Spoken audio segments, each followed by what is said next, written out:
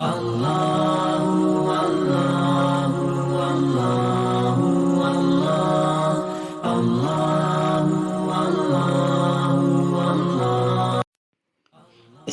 علیکم ورحمۃ اللہ وبرکاتہ۔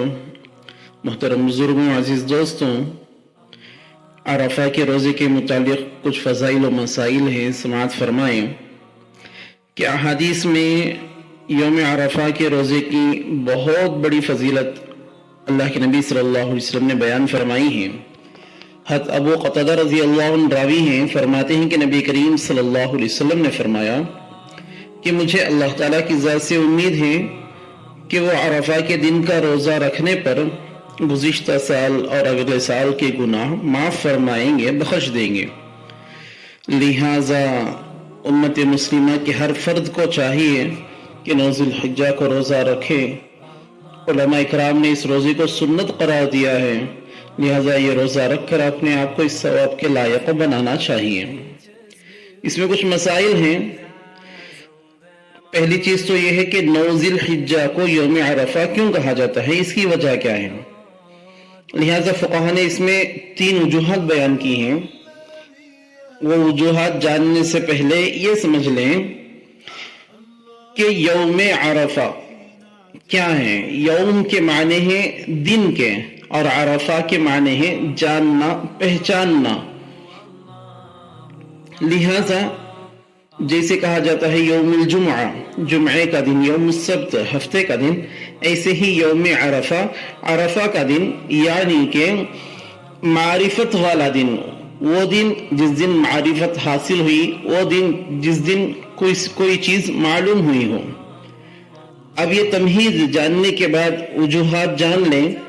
پہلی وجہ فقہاء نے یہ بیان فرمائی ہے کہ کچھ رات سے حضرت ابراہیم علیہ السلام اپنے خواب میں دیکھ رہے تھے کہ وہ اپنے بیٹے حضرت اسماعیل علیہ السلام کو ذبح کر رہے ہیں، مگر وہ یہ نہیں سمجھ پائے تھے کہ یہ خواب کس کی جانب سے ہے۔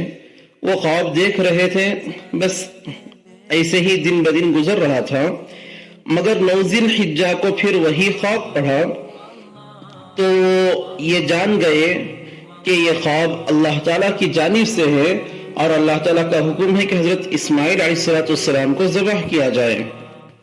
لہٰذا یہ معرفت حضرت ابراہیم علیہ السلام کو 9 ذی الحجہ کو حاصل ہوئی تھی، اس لیے اس کو یوم عرفہ کہا جاتا ہے، معرفت والا دن۔ دوسری وجہ یہ بیان فرمائی کہ 9 ذی الحجہ کو حضرت جبرائیل علیہ السلام نے حضرت ابراہیم علیہ السلام کو تمام مناسک حج سکھلائے تھے کہ حج کے اندر کیا کرنے کے ارکان ہیں، کیا نہیں ہیں۔ انہوں نے حضرت ابراہیم علیہ السلام کو سکھلایا، تو مناسک حج کی معرفت حضرت ابراہیم علیہ السلام کو 9 ذی الحجہ کو حاصل ہوئی تھی، اس مناسبت سے 9 ذی الحجہ کو یوم عرفہ کہا گیا۔ تیسری وجہ جو کہ عام ہے، عموماً سب کو معلوم ہوتا ہے کہ حجاج کرام 9 ذی الحجہ کو میدان عرفات میں وقوف کرتے ہیں، تو اس مناسبت سے اس دن کو یعنی 9 ذی الحجہ کو یوم عرفہ کہا جاتا ہے۔ لہٰذا ان وجوہات کی بنا پر 9 ذی الحجہ کا دوسرا نام یوم عرفہ ہے۔ اور اب مسئلہ یہ ہے کہ یہ یوم عرفہ یعنی 9 ذی الحجہ ہر ملک میں اپنی تاریخ کے اعتبار سے ہوگا۔ بہت سے لوگوں کو یہ شک اور پریشانی لگی رہتی ہے، یا دشواری انہیں ہوتی رہتی ہے کہ یوم عرفہ کو روزہ تو رکھنا ہے، مگر یوم عرفہ ہمارے ملک کی تاریخ کے اعتبار سے ہوگا یا مکہ مکرمہ کی تاریخ کے اعتبار سے ہوگا۔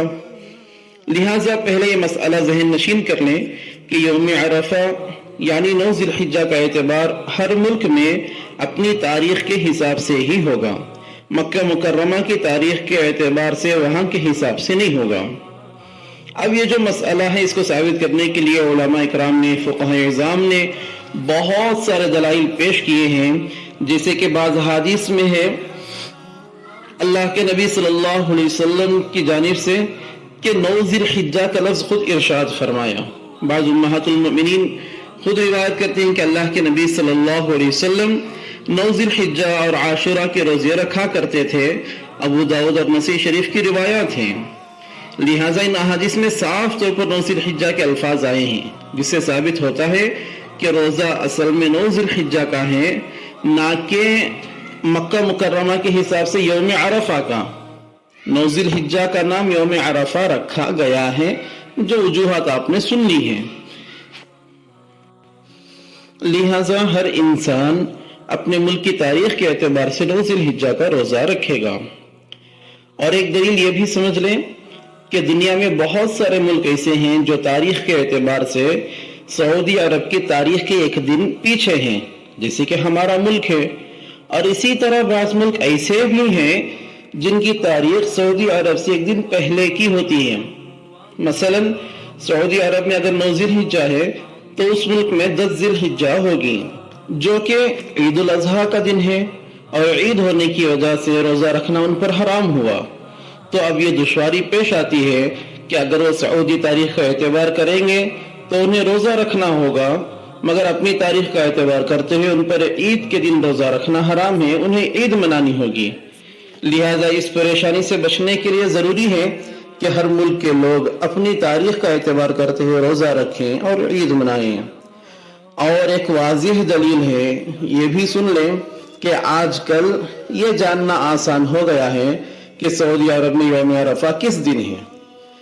آج کل نئے نئے آلات، نئے ذرائع انسان کے پاس مہیا ہیں جس سے یہ جاننا آسان ہو چکا ہے، مگر پہلے کی صدیوں میں یہ جاننا اتنا آسان نہیں تھا اور لوگوں کو اس کا علم بھی مشکل سے ہی ہوتا تھا، مگر اس وقت بھی لوگ عرفہ کا روزہ رکھا کرتے تھے، اور ظاہر ہے کہ اپنی تاریخ کے حساب سے ہی یعنی 9 ذی الحجہ کو ہی وہ لوگ روزہ رکھتے تھے، اور علماء اور فقہاء کرام نے اسی کو ثابت اور جاری فرمایا۔ اس لیے اب بھی مناسب، آسان اور قابل عمل یہی معلوم ہوتا ہے کہ ہر ملک کے لوگ اس دن عرفہ کا روزہ رکھیں جس دن ان کے یہاں 9 ذی الحجہ ہوں۔ اللہ رب العزت ہم تمام کو سمجھنے کی اور عمل کرنے کی توفیق عطا فرمائے۔ آمین وآخر دعوانا الحمدللہ رب العالمین۔